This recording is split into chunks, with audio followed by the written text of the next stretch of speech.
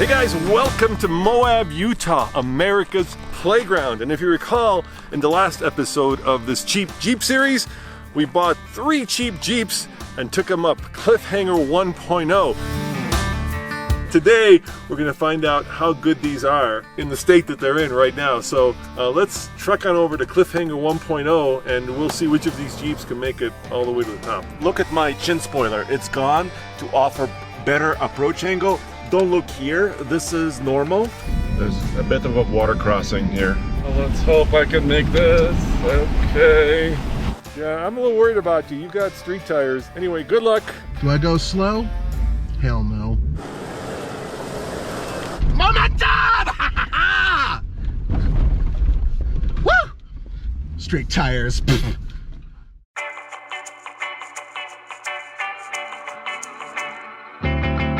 Now, a lot of time has passed since then, and we're going to find out exactly what the guys did to their Jeep to make a Moab worthy. Hark! I hear the sound of a Jeep. I think it's Nathan.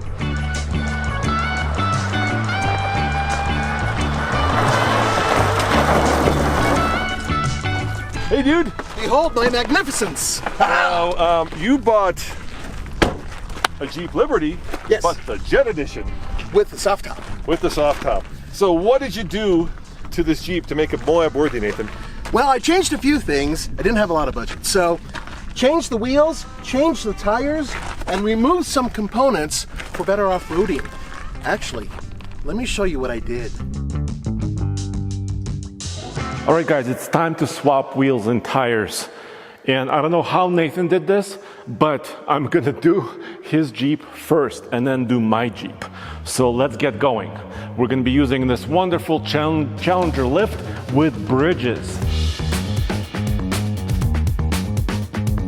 This is the beauty of this lift, is because, yes, you can lift the entire vehicle using 4 posts, so it's a little bit safer for a novice like me.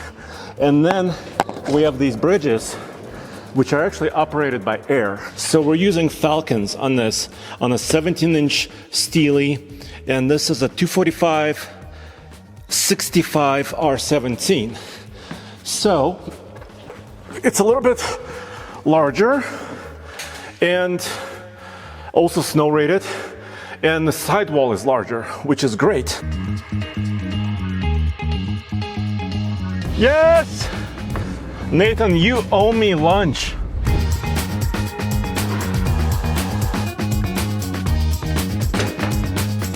Yeah, now we have a set. Woohoo!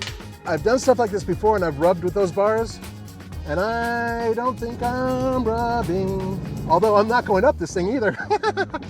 That's no good. Now let me back off a little bit. And to pedal it with a little bit of momentum. Amazing how that works. Yeah, you know what? I gotta say that taking those things off has given me probably an additional 4 inches maybe, which helps my breakover angle. And frankly, I just look dashing.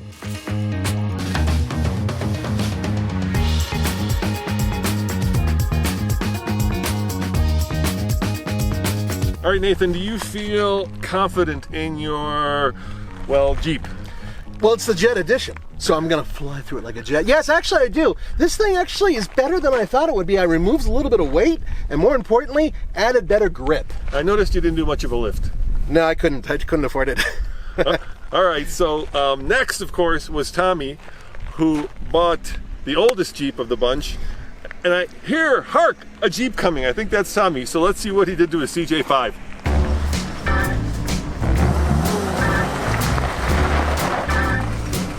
What do you think? I think it's very yellow, Tommy. Oh yes, so Still running. it's still running. I've been a busy little beaver. It's got a new thermostat in it, but most importantly, it's got new white painted wagon wheels, because what CJ would be incomplete without that. New Falcon Wild Peak MT tires, pulled off that stupid postal looking roof, got a bikini on here. Well, let me show you the process. Hey everybody, so we are taking the hardtop off the Jeep. And the first step in doing that is removing these cushions over the wheel arches, which are custom, just like everything else on this old CJ5. Now Case, because he's Case, got his cushion off immediately, me, because I'm me, have taken one of the screws out and figured out the other one is kind of stripped. So we'll get back to you in just a sec. Turns out on the driver's side, the lug bolts are reverse threaded, and then I googled it, and that was pretty common for American cars through the 60s, and it dates back to a theory during the wagon wheel days that the direction that the wagon wheel turned on one side would actually undo the lug bolt. So now I learned something new. Look at that. Dude, that's horrible. Should we see this side? Oh, that seems better. Oh, I got the clean side. Oh, that's much better. Look at that. So these are custom, just like everything else in this Jeep. But we're gonna go grab a shop vac and then clean this up and then try to get the bolts to undo this hardtop. Okay, so the hardtop, thanks to Case's help, is unbolted and it's all unscrewed. We had the CB radio we had to unplug, and a couple lights up top here which we also had to unplug. But luckily the previous owner that set this all up added little disconnects, so we're not having to cut wires, which was very handy. This top, by the way, is much heavier than modern Jeep tops, so now they're all fiberglass. I'm thinking, what do you think, Case? Is it steel? Yeah, I think so. I mean, it's definitely sturdy. Yeah, but it also adds a lot of weight to the little Jeep. So we'll pull that off, and then hopefully I'll get a bikini for it, just so I don't melt in Moab, and then we'll have a pretty cool little CJ5.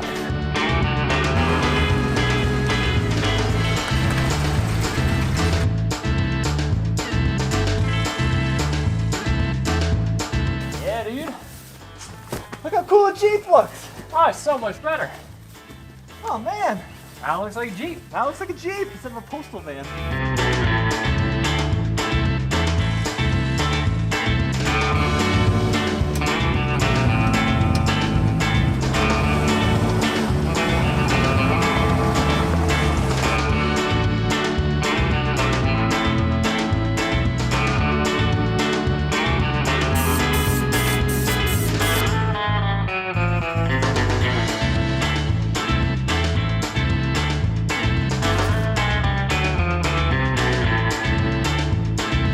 All right, Tommy, are you confident in all your modifications? Absolutely not!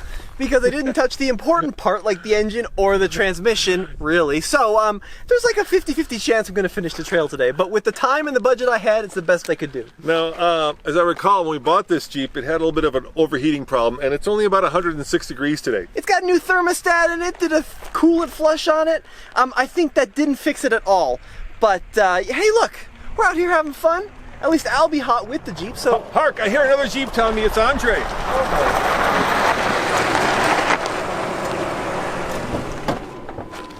Hello, friends. Oh my, Andre. You put a coat hanger on the front of your Jeep. No, I did not. Tell me, what did you do to it? Well, I went big. I got a suspension lift, huge Falcon Wild Peak RT tires, and a push bar up front with toe points and a skid plate. Well, let me show you. Well, we got the man, the myth, the legend, David himself. I'm glad you brought me like a true off-road Jeep here. That was said with sarcasm. You're not a fan of the mall crawler Liberty there? It's a good-looking vehicle, but I guess it has a little bit to be desired in the four-wheel category. Well, the thing about them, David, is they can be made to look really cool. Yeah. But A, the parts aren't really out there anymore. And B, if they are out there, I was just looking at bumpers online. The cheapest one I could find, $1,400. Oh, Lord. So we're gonna design our own little push bar here. I Yeah. love your artistic sketch. Yeah, so I got the 7. No, I only have 6. Sorry, Jeep, I messed up there. But yeah, we're thinking maybe a bull bar. We'll leave the plastic bumper that's on here, and then we'll put us maybe some pipe that comes up like what do you call them? Like a stinger? Like a little mini stinger. Mini stinger. Why not? Yeah. It's all aesthetic anyway, right? Exactly. We just want Andre's Jeep to look cool here. Here's what we've done so far. David took this 2-inch boxed steel, and then we measured it out 29 inches, 14.5 for each, and we drilled that hole through the middle, and then we cut it in half, and basically now we're gonna have this beautiful place to weld our tube to, which I think was a really clever idea he had, so big kudos to him, as if I should be surprised. So I'm gonna grind down all the excess metal, and then David's gonna start playing with pipes.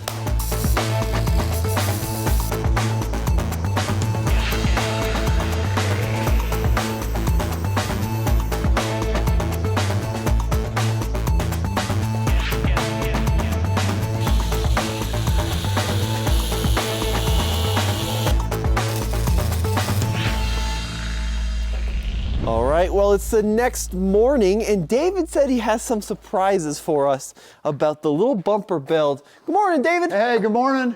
How's it going, buddy? Well, I worked late last night. Yeah? Yeah, and I got her all painted up for us. Oh, David, look at that. Oh, it looks so much better.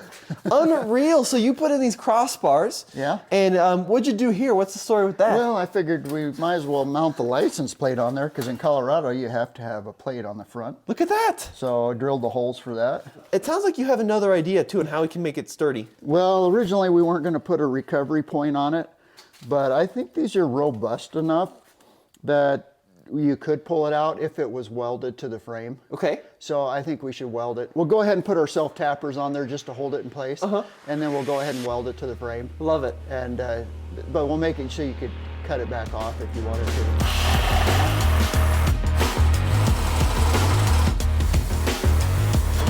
There we go.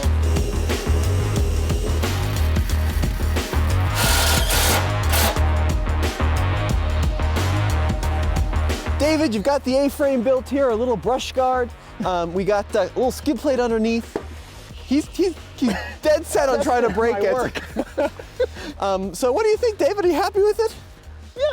Yeah. I mean, I think it looks okay. I mean, we only had a few hours to build it. You So did it in like 4 hours. Yeah. It's pretty good for 4 hours. But David is dead set on convincing me it's strong. So how do we test the strength? Well, I don't want us to have to recover this and it break. Okay. And so I want to test it here and now. I say we lift the whole thing up by those hooks I put on there.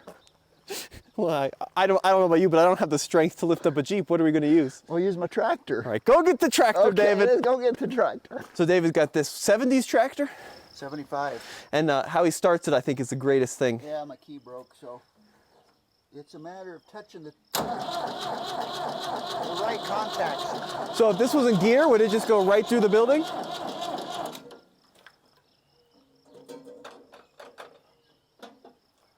Doesn't seem too happy. Usually it starts right up.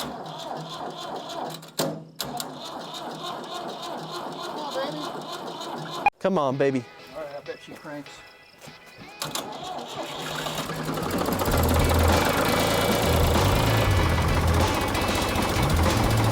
Yeah, it's doing it, David! It works! Woo! Nice work! And now for the big transformation. This is my Jeep Liberty. Forget about Nathan's. And I did a puck lift. Actually, Brandon helped me out, so thank you, Brandon. But it's time for bigger wheels and tires. Actually, bigger tires, not bigger wheels. And you would think, why am I changing tires, right? Well, first of all, these tires have dry rot everywhere. They're about 4 years old, but somehow they probably were outside and got kind of damaged. But also, I want to upsize. It's going to be a good transformation, but I might have to trim some fenders.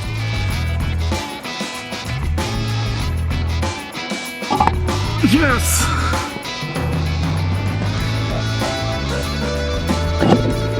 Yes! Yes! All right, guys, so now it's testing time. I think I took a normal Jeep Liberty and made it incredibly badass looking and also useless because I can't really turn. So let me try to turn in this field here at Tumbleweed Ranch. Okay, that's I think as close as I can do it. All right, let me back up. Okay, I'm rubbing again. Let me move forward. I'm rubbing again. And still rubbing. Okay, actually, you know what? It's not totally useless. It's just a little bit useless. Howdy, folks. The reason we're here today is because Andre complained like a little baby that I wasn't around to work on my own Jeep. Fortunately, today we have a couple things going on. Dave is here, thank goodness. Yeah. And we're going to work on not just mine, but his. Okay. Because if you look here, he has new tires and wheels, and they do look good, don't So they? where's Andre, out on his boat today? Oh yeah, he's fishing and tanning himself. Okay. Which he likes doing. I don't want to mention the Speedos, but that's Eastern European thing. But The problem is that he's got rubbing when he's going and he's at full steer.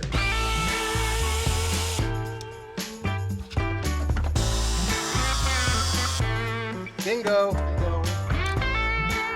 All right, so we got that part done. Now let's go do a couple circles, make sure it's not rubbing. And even if it is, who cares? Here's the big test. Good, now to go down it.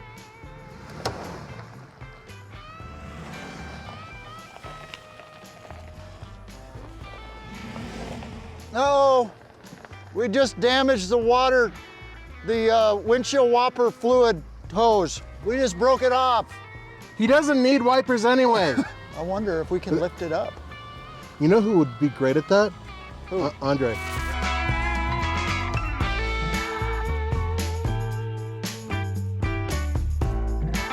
So Andre, you probably did the most amount of work to this 200,000 mile Liberty, but hark, did I hear a little bit of, shall I say, rubbing when you pulled up? You may have heard rubbing, and now I also do not have windshield washer fluid. What happened? It rubbed off.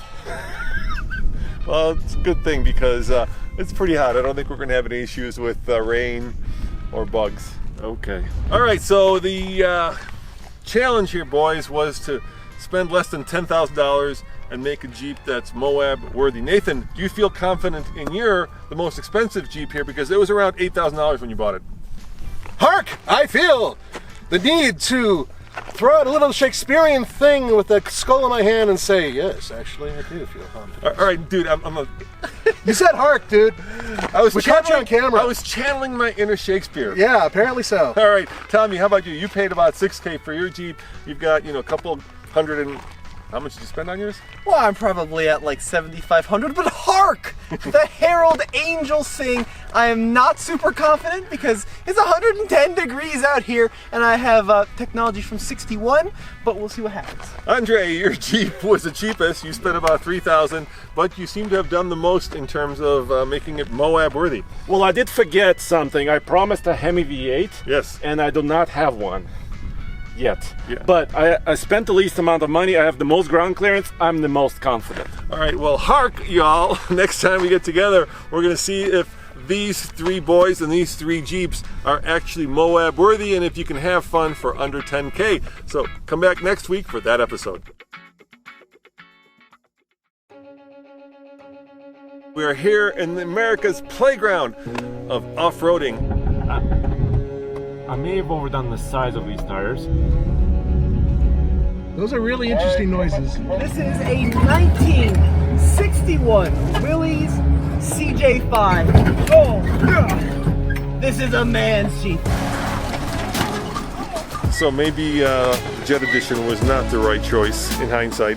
And the danger of going the hard way is you can slide into the tree, which would make a cheap Jeep even cheaper.